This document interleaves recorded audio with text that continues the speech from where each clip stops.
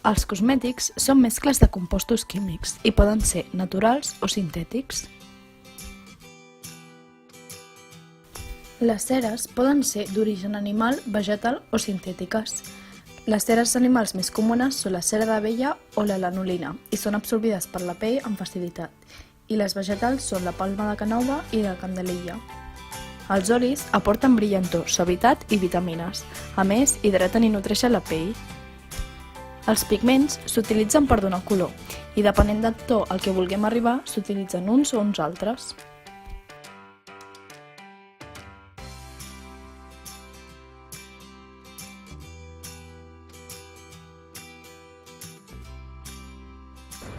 A part d'aquestes substàncies, depenent de la marca se li poden afegir antioxidants, conservants, protectors solars, talc en pols per donar un efecte mate, vaselina per donar brillantor o manteca de karité per donar adherència i aromes i sabor.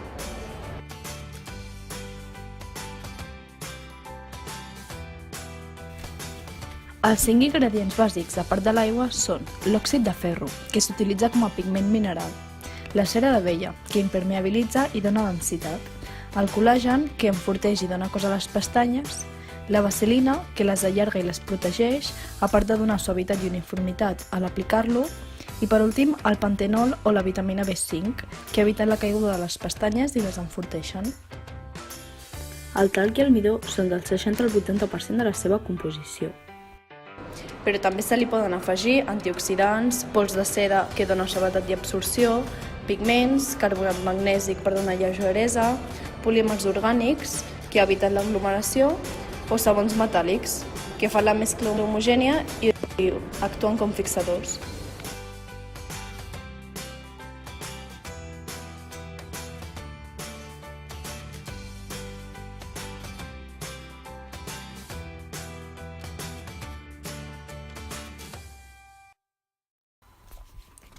És un netejador i pot causar càncer.